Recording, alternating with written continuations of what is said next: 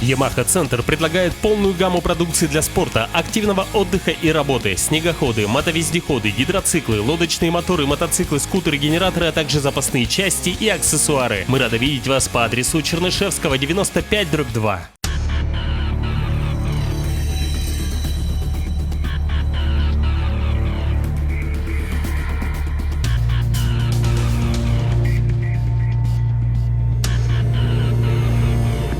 Are you listening? Damn.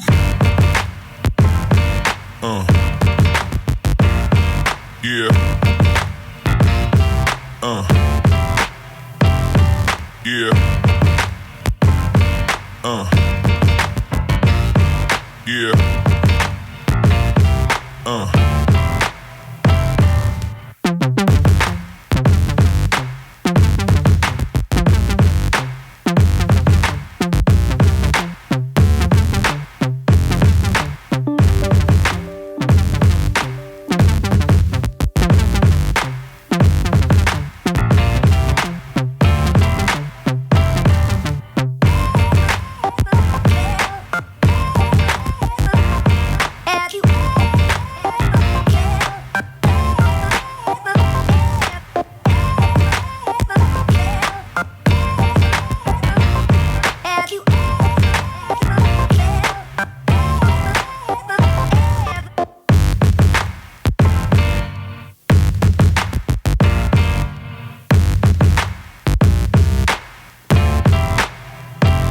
К окончанию второго дня мы добрались до Мирнинского района. Буквально через некоторое время будет долгожданный отдых, ужин, ну и, конечно же, общение с мирнинскими джиперами.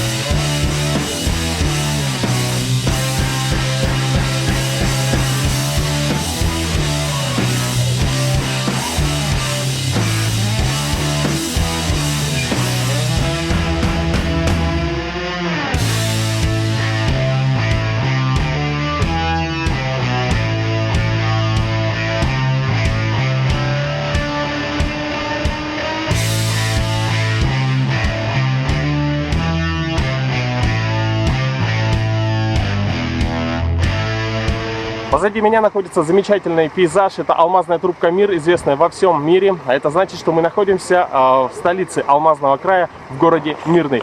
И сегодня мы познакомимся с замечательными людьми. Это участники внедорожного клуба «Медведь».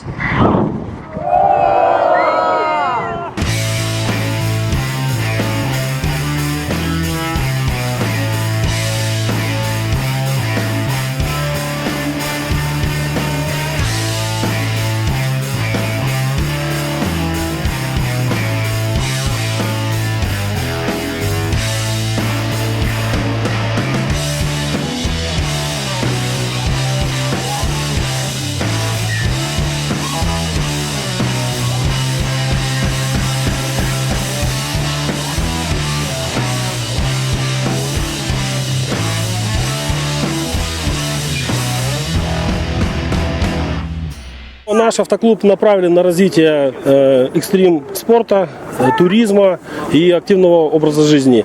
А помимо того, что мы с 2010 года проводим официально собственные соревнования, мы также выступаем в других городах, принимаем участие также на чемпионатах 2010 года в городе Якутске.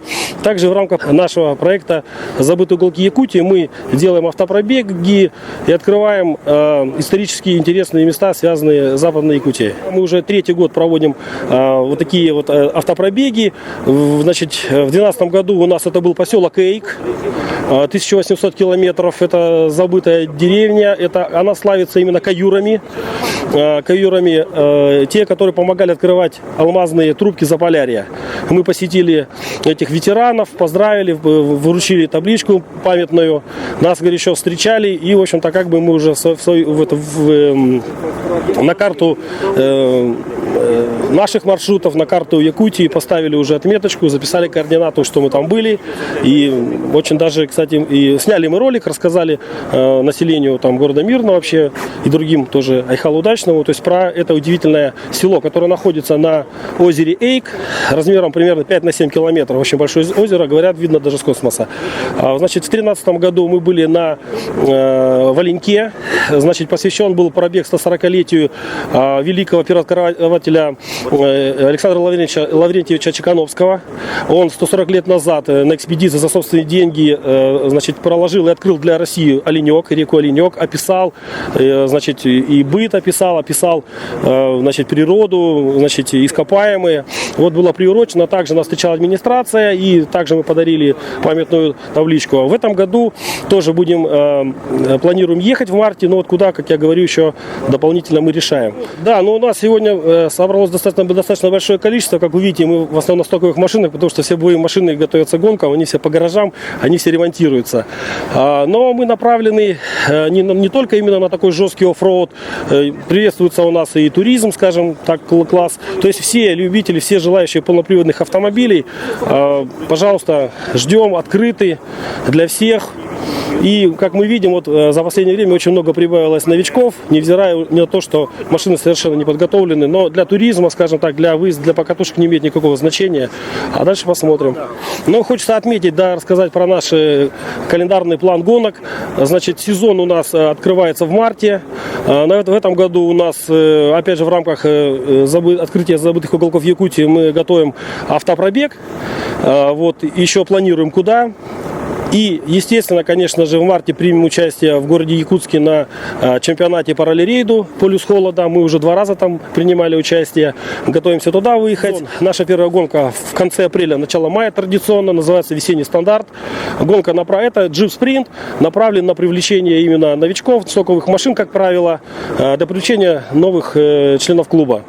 В июне, июнь у нас это чемпионат в Якутске, мы обязательно едем. Июль-август у нас покатушки, выезжаем в Ленск на их соревнования, тоже есть друзья-джиперы. И, значит, в сентябре у нас главная итоговая гонка города, называется «Осенний призыв». Она традиционная, уже третий год подряд проходит. Это сложный, вот в этом году для нас был 15-часовым трофи-рейдом, что как бы знаково, мы вышли на достойный уровень. И в этом году уже Федерация автомотоспорта Республики Саха-Якутия помогла нам и номинировала, значит, победителей на разряды, что очень гордо и перспективно. Хочу пожелать телезрителям не забывать принимать участие в активном отдыхе, молодежи включаться в технические виды спорта. Всем здоровья. Вы принимали участие в классе спорт, это достаточно серьезный же класс. Ну это в мае месяце, да, но там было гонки на время по трассе. Ну и вот заняли 3-е место там. Принимали участие на каком автомобиле? Вот на этой машине, на FJ Cruiser Toyota. Как себя показал автомобиль?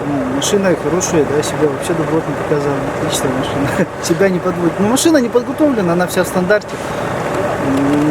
Никакого ни лифта, ничего, ни лебедок, ничего нет. То есть практически в стандартном состоянии она заняла 3. Вот колеса были грязевые, 31-е стояли. Ну все, вот. Я водитель, а жена моя вот, штурман у меня. Вы можете поделиться своими впечатлениями? То есть штурман обычно очень большую нагрузку получает на соревнования. Какие ваши были впечатления? Ночной трофи-рейд был, конечно, такой достаточно утомительный. Ну, получается, всю ночь мы ездили по лесу, искали эти точки. С фонариками. Достаточно тяжело и утомительно. А что вы можете посоветовать девушкам, может быть, которые вот, в принципе, готовы, может быть, да, принять участие в внедорожных соревнованиях? Вот я знаю, что есть еще женский коллектив полностью, да, 4 ведущие девушки. Вы, получается, тоже штурманом были. Вот ваши советы, если так можно сказать, вот тем, кто, вот именно девушкам, которые хотят, может быть, принять участие в внедорожных соревнованиях. В этом ничего страшного нету. И, как бы, ну, это любая девушка, я думаю, может с этим справиться. Ну, и главное не бояться. Не бояться грязи. Самое главное. Меня зовут Волков Андрей, работаю в театре. Вот. Здесь я новичок, по крайней мере, ни о чем не жалею. Первый раз приехал, доволен остался всем. Я думал, я единственный такой любитель погонять по лесу, но, оказывается, таких энтузиастов много, к счастью. Я просто раньше никогда не имел с этим дела и не знал, что вообще они, чем занимаются, чем живут, зачем все это нужно. Вот, оказывается, интересно. Я говорю, я сам охотник, рыбак, поэтому я не в городе живу, а в пригороде, поэтому там машина рабочая должна быть. Ну и вывозить очень многое на самом деле. И лес потаскать, и съездить, чтобы довезла куда надо. Машина у меня одна, поэтому она делает все у меня. На нее вся надежда есть. Хобби, оно всегда требует каких-то вложений или еще чего-то. Вот. Мне кажется, если вот я сейчас, допустим, свою как настроение свое отдал, это за это стоит отдать. Деньги сейчас, мне кажется, не столь важно, сколько вот это вот люди вот общаемся. Интересно очень довольно-таки. На охоту ведь едешь, тоже много ложь, не всегда что-то попадет. Но тем не менее, время провел, уже отлично. Все здесь так же, мне кажется. Раньше, я говорю, я тоже не понимал всего этого. Сейчас вот с Алексеем поговорили. Очень интересный человек довольно-таки. В нашем городе очень много машин таких, довольно-таки, крутых, можно сказать, которые просто эксплуатируются по городу. Есть возможность, есть техника, почему бы не выехать, а тем более с компанией, с веселых мужиков, где можно отдохнуть, поговорить и все. А в городе что это, прожигать солярку, куда ее можно куда-нибудь в нужное русло пустить. Присоединяйтесь, будем вместе ездить на шашлыки, на рыбалку, на выезд, да.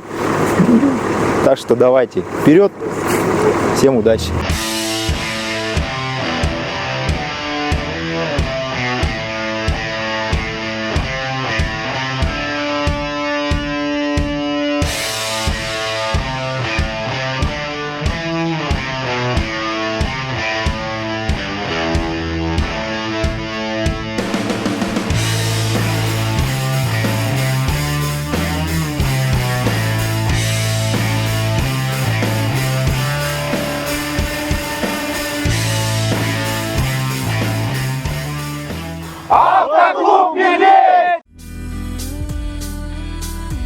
Одевайтесь в скандинавское качество Fjällräven.